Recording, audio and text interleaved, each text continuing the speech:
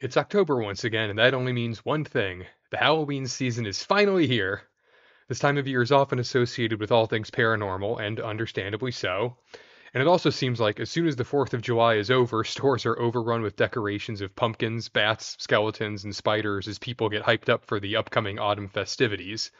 And even our entertainment feeds are flooded with spooky holiday themed content, replaying all of our favorite Halloween movies, and even content creators sharing their favorite scary stories and creepy true experiences. And personally, I have to admit, I have a little bit of a soft spot in my heart for all of this, due to the fact that I actually grew up in a real haunted house.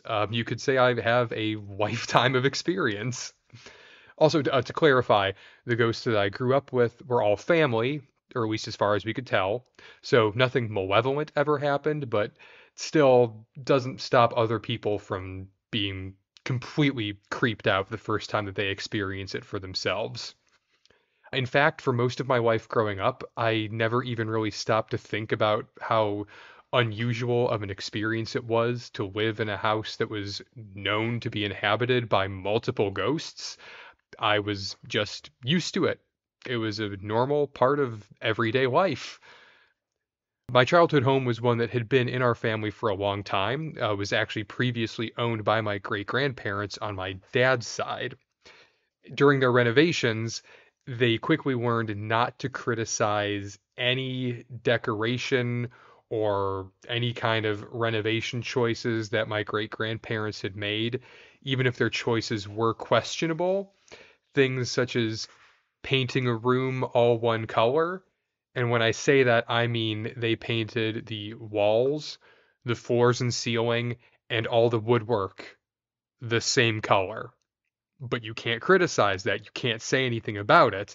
This is something that my dad especially learned very early on after he was locked out of the house on multiple occasions, and more often than I can count, his wallet and or keys would go missing after he had opened his mouth, and they would not show up again until he had stood in the middle of the living room and apologized out loud, and then they would magically just show right back up where he had last left them. There was also kind of a history of a lot of electronics turning on by themselves in the middle of the night. It's usually right around the night of a major holiday or a birthday. One time I had a friend over from high school while we were filming a what was supposed to be a fake ghost hunting video for a school project, and we decided to set up a fake Ouija board reading all the way up on the very top floor of the house in what had very recently been renovated from attic space. And while we were gathering some other props to use, we noticed that the board kept moving itself without us touching it. And that was when I remembered to tell my friend about the fact that, oh, yeah, the house is actually haunted. And he decided that was a great time that he needed to head back home because it was getting late. One of the best true stories, though, was from the first, last, and actually only time that my now wife and I stayed over at my parents' house for the holidays one year. I should preface this by saying I forgot to warn her about this because I grew up constantly hearing noises coming from the third floor right over the ceiling of my room. It was the regular sound of someone pacing back and forth in this room upstairs. It would go on for hours at a time. It was just a regular thing that I had experienced most of my life growing up. It was basically just white noise for me, even at that point, having not lived there for several years. Old habits die hard, as they say. So I forgot to mention that. Well, we're staying the night for the holidays, and sure enough, in the middle of the night, my my girlfriend at the time, my now wife, she wakes up and hears this sound of pacing footsteps coming from overhead.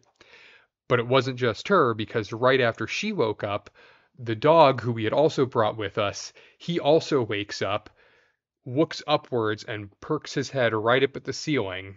He was able to hear it too, and just sat there and stared at the ceiling the rest of the night and would not go back to sleep. And later, when I was questioned about it, I did relay the fact that, oh, yeah, that happens all the time. And yeah, I probably should have mentioned something sooner. Thank you all so much for watching. Please be sure to leave a like, comment, or subscribe if you enjoyed this Halloween video. It would help out my channel so much. And if you didn't know already, Floof and Feathers has a book out. It's a published collection of some of my favorite comics from my original web series, available from Amazon and Barnes & Noble, so be sure to check that out. If you want to help support what I do even further, you can find me on Patreon and Ko-Fi, and you can always visit my home website for all of the latest comics, news, and other projects. Links to everything are in the description below. Thanks again, and I'll see you all next time.